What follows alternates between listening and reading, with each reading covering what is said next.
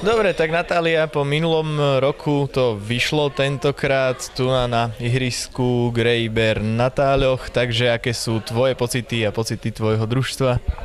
Myslím, že pocity sú veľmi dobré, lebo sme sa na tieto družstva tešili a veľmi sme chceli vyhrať. Myslím, že sme si to zaslúžili. Ako vyzerala tá práca na ihrisku, ako sa tebe osobne hralo v tieto 3 dni na Táloch? Mne sa hralo dobre až na to, že bolo strašne premočené to ihrisko, lebo tu prší strašne veľa a proste bolo celé mokré a tak, ale myslím, že na to, že tu pršalo toľko a tak, bolo vo veľmi dobrom stave.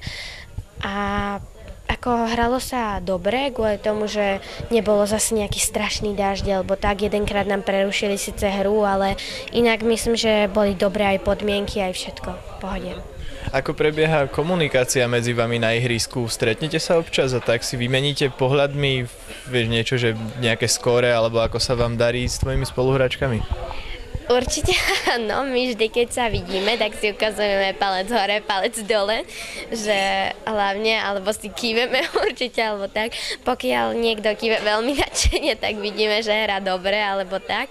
Takže akože v pohode a myslím si, že vždycky vidno na tom človeku, že či hrá dobre, alebo nie. A určite, že sa stretneme a ukazujeme si, kedy len môžeme. Do budúceho roka sa chystáte v rovnakom zložení opäť na majstrovstvá klubov?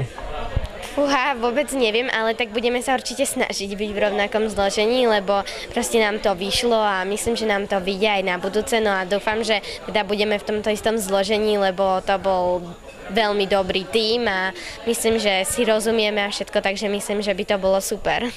Pripravovali ste sa spolu aj po prvých 2 kolách? Ste sa ešte stretli, vymieniali si poznatky, snažili sa poradiť jedna druhej? Určite, my sme skôr akože plánovali dopredu na schvál, také super výsledky a tak a proste sme si robili srandu a tak a snažili sme sa prediskutovať to, že čo by sme mohli a čo vlastne určite nemáme a čo by sme akože mohli dokázať a tak a snažili sme sa namotivovať jedna druhú, aby sme boli v tom pozitívnom zložení skôr. Tak Juro, jeden z najlepších výsledkov tvojich hadám tohtoročných, čo si predviedol na nejakom turnaji. Získali ste pohár takisto ako minulý rok, takže tvoje pocity? No, mám veľmi dobré pocity.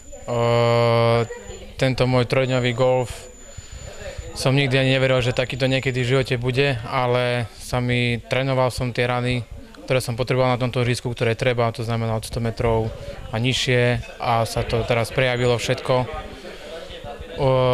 Čo sa týka prvého dňa, som začal z bogy, takže nebol to nejaký úspešný začiatok, ale nakoniec potom sa to na 4, 5, 6 zvrtlo, že som to dal 3 birdy po sebe a odtedy som to držal. Hral som rany také isté, že neviem, dával som to tam, kde som proste chcel a keď som to minul, tak som to minul z tej správnej strany, čiže niekedy to bolo kúsok aké aj šťastie, hej, ale bol to parádny golf a čersnička na torte bola na 17. jamke. Keď na 16 som dal ešte bogy, trošku som bol naštvatý a na 17 sa mi podaril ten hole-in-one, ktorý ma veľmi potešil. A ako to vyzeral ten hole-in-one, toto ma zaujímalo? No, vyzeral tak, že som to hral, jamka bola 190 metrov vzdialená od paliska a zahral som 4 železo, úder mierne točený doľava. Dopadlo to pred jamku, ale bohužiaľ som nevidel z odpaliska ten hole-in-one. Až keď som prišiel na green a začal som skákať a vlastne, lebo to je prvý môj hole-in-one za život, čiže po 11 rokoch a bol to úžasný pocit. Paráda, ako sa ti páčilo fungovanie tímu? Spolupracovali ste spolu aj na ihrisku, aj mimo ihriska? Pred vlastne oficiálnym prvým kolom sme 2 dní trénovali spolu, hrali sme na Táloch. Normálne sme sa každý už vlastne vie ten manažment, lebo vlastne to je domáce ihrisko, čiže sme nejakú špeciálnu stratégiu nevolili, každý hráč čo vedel. Čo vám povedal kapitán na váš výsledok? Kapitán bol po prvom kole veľmi spokojný, samozrejme, a bol rád. Povedz ešte niečo o tomto 3. dni, ako to prebiehalo dneska 69 úderov z tvojej strany, čiže takisto veľmi dobrý výsledok. No dneska som začal skoro takisto ako včera, že na prvej jamke som zahral birdie, potom 2 pár, trojka pás, štvorka birdie, čiže už som bol 2 pod pár a už som sa len držal, takisto ako aj včera aj prečerom. Až bohužiaľ na 18. jamke som zahral jediné bogy, ktoré ma veľmi mrzelo, lebo som si chcel tiež urobiť ďalší môj osobný rekord, že 18 bez bogy, ale sa mi to bohužiaľ nepodarilo. Ale takisto hral sa mi výborne všetky 3 dní. Do budúceho roka plánuješ mať ten istý tým, čo tento rok, alebo vymeniť možno niečo? Uvidíme, ako to bude, ako budú mať ostatný čas, lebo Maroš Karniš mal bohužiaľ zápis na škole, čiže on musel byť v Čechách.